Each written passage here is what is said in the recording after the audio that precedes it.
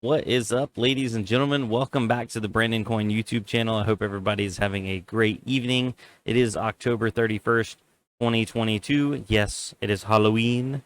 Hope everybody got some candy in. If you do that kind of thing, if you don't, sorry. But yeah, so I ran across an article and I thought you guys might enjoy it. And it looks like GPUs are being sold by the kilo. I do apologize if you hear the rain in the background.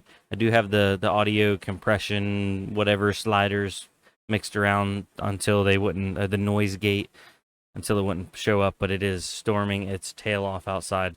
But yes, GPUs are being sold by the kilo. I guess it's kind of a joke, but not really at the same time. Overseas, there are street vendors now selling GPUs, and let's go take a look at it. It's crazy because, I mean, just a year ago, you would have to pay triple MSRP and like have to hunt them down. And now there's literally people on the side of the road. So this is over on Tom's Hardware. The GPU oversupply spills onto the streets in Vietnam. Traders joke about selling GPUs by the kilo. So Vietnam's Lee Than, I really probably butchered that. I apologize, Mr. Lee Than. The self-proclaimed king of VGA is having some fun on Facebook. In the photos and videos shared on the social media site, it looks like the store has started to use street trader tactics to grab passerbys and sell them GPUs by the kilo. Lee Than shared pictures of dozens of GPUs stacked up on curbside in a clear parody of a Vietnamese street food stall. There is also a video with the vendor patiently waving away flies with a net, awaiting passerbys. Then a scooter stops. The rider buys a bundle of GPUs after the seller weighs them and then drives off with them in a flimsy red takeaway bag. Other photos show the then driver. Other photos show the street seller waving the used GPUs at the scooter riders in the street. Moreover, there are stacks and stacks of GPUs in Lee Than's shops, with all the major brands represented.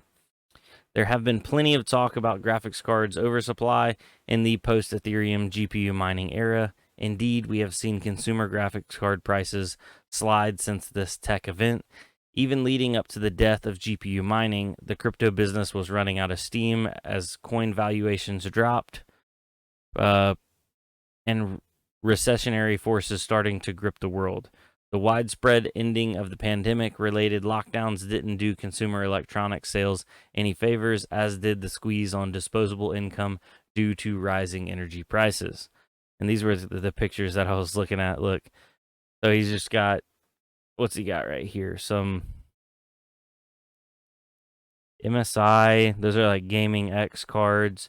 Some, these are the MSI. Are those mechs, I believe, right here? I think those are mechs. I'm not sure what these are. Maybe Asus. But yeah, lot of cards. Just setting up like a little street vendor. And then it looks like he has even more of them. Goodness. Oh yeah, he's got some. These are the Asus Tough. I believe those are like 1660 Ti's. It looks like the form factor could be 2060s. Continuing onward, GPU makers have reflected the cooling of demand in recent financials.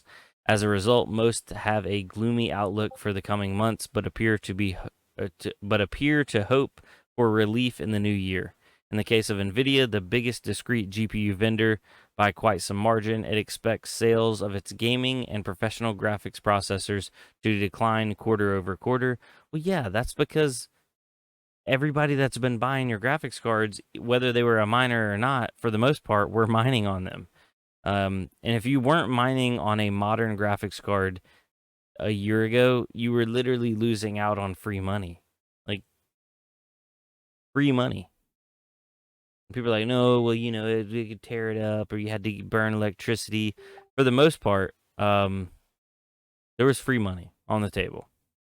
Just saying. So,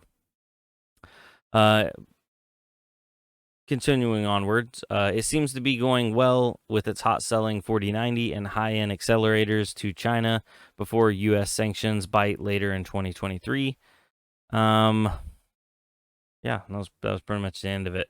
I thought that was cool. That somebody was kind of making a joke out of it.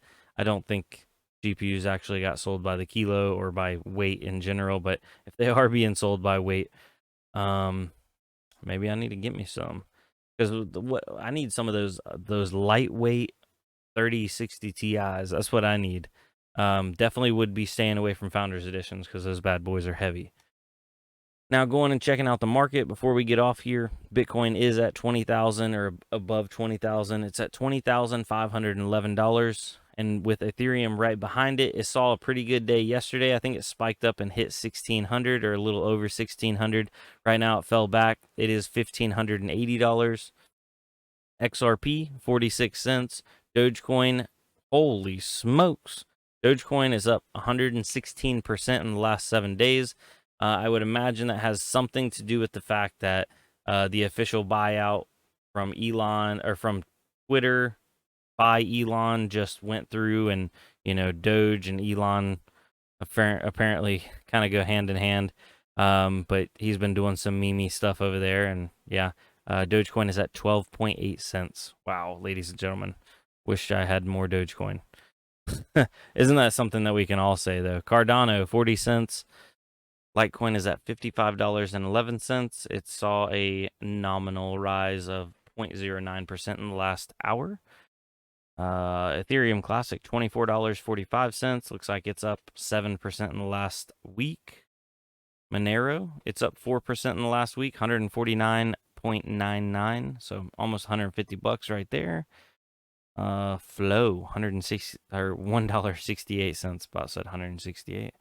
Oh, ApeCoin, haven't really looked at that very much. $4.74. Don't know what that's about, but apparently the apes are out.